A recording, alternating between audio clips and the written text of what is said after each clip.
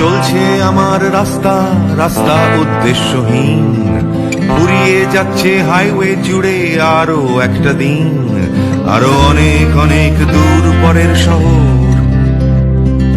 চলতে হবে আমায় রাত্রি ভোর, নেই যে আমার কোনো অবসর।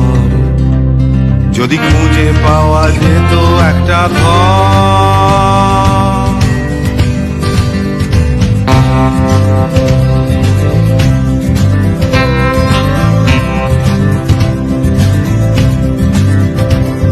আমি বেরিয়ে পড়েছিলাম ফেলে হাজার পিছু টান, ছিল না গন্তব্য শুধু ছিল অনেক গান। সেই গানগুলো আজ গেছে কোথায় পড়ে আমার অজান্তেই রাস্তার ধারে। যদি খুঁজে পাওয়া যেত হঠাৎ করে, যদি খুঁজে পাওয়া যেত ঠিকানা, কেউ কোথাও আছে আমার জন্য অপেক্ষায়।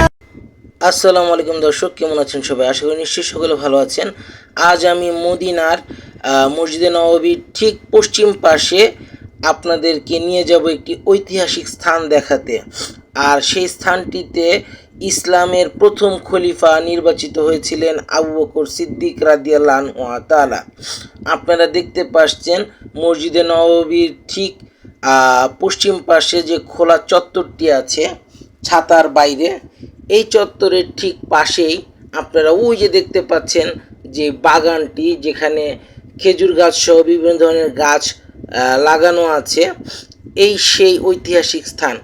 আর পরিবেশটা দেখছেন কত মনোরম পরিবেশ, কত সুন্দর ছিমছাম।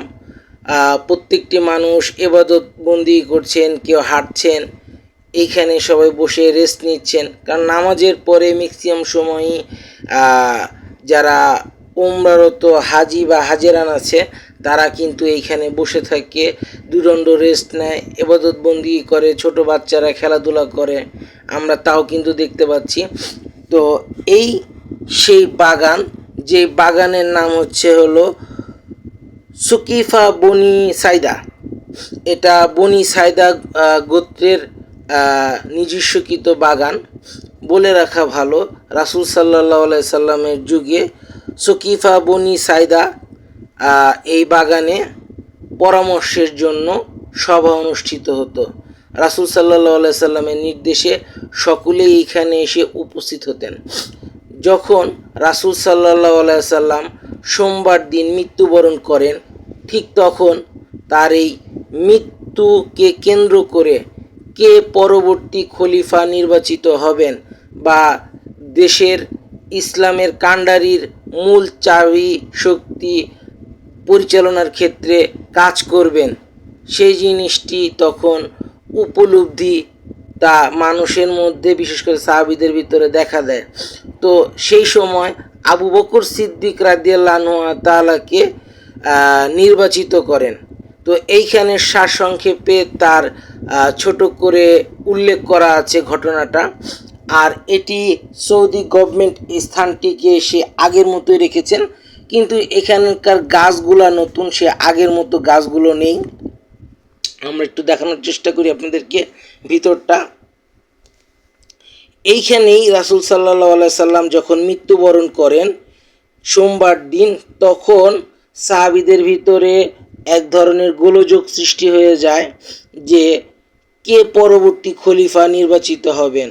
পরিশেষে সর্বপ্রথম ওমর রাদিয়াল্লাহু আনহু তাআলা আবু বকর সিদ্দিক রাদিয়াল্লাহু আনহু তাআলার হাতে বায়া দিয়ে তিনি তাকে খলিফা হিসেবে মেনে নেন, এবং পরবর্তীতে প্রত্যেকটি সাহাবী ওমর রাদিয়াল্লাহু তাআলার মতো তারাও আবু বকর সিদ্দিক রাদিয়াল্লাহু তাআলার হাতে বায়া দিয়ে ইসলাম ধর্মে তাকে খলিফা নিযুক্ত করেন, এবং তিনি সর্বপ্রথম খলিফা হন। এবং এই খলিফা নির্বাচনের জন্য সর্বপ্রথম সাহাবীরাই এখানে একটি সভা অনুষ্ঠিত করেন, যে সভাটি সোমবার থেকে বুধবার দিন পর্যন্ত 3 দিন ধরে চলে, এবং তৃতীয় দিন বিশেষ করে বুধবার দিন তারা এইখানে উপনীত হন যে ওমর রাদিয়াল্লাহু তাআলা যাকে সর্বপ্রথম নির্বাচিত করেছেন তিনি হচ্ছে আবু বকর সিদ্দিক রাদিয়াল্লাহু তাআলা।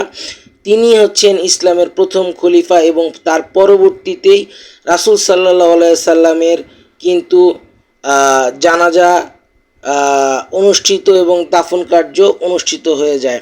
সেই ঐতিহাসিক স্থান এখনও সৌদি গভর্নমেন্ট এই স্থানটি ব্যারিকেড দিয়ে ওভাবেই রেখে দিয়েছে। আপনারা যারা হজে বা উমরাতে যারা আসবেন মসজিদে নববী এবং মদিনায়, তারা কিন্তু চাইলে এই দর্শনীয় স্থানটা ঘুরে যেতে পারেন, কারণ ইসলামের ঐতিহাসিক দর্শনীয় স্থান যেখানে সাহাবী রাসূল এবং তাবেঈনদের ঘটনাবহুল বা স্মৃতিবিজড়িত স্থান, যা দেখলে দুদণ্ড হৃদয়টা শান্তিতে ভরে যায়। তো এই স্থানটি আমি আপনাদের মাঝে তুলে ধরার চেষ্টা করলাম। যদি আমার এই ভিডিওটি আপনাদের ভালো লেগে থাকে তাহলে লাইক কমেন্ট শেয়ার করে দিবেন। দেখা হচ্ছে নতুন কোনো ভিডিও নিয়ে। সে পর্যন্ত ভালো থাকবেন। আসসালামু আলাইকুম, আল্লাহ হাফেজ।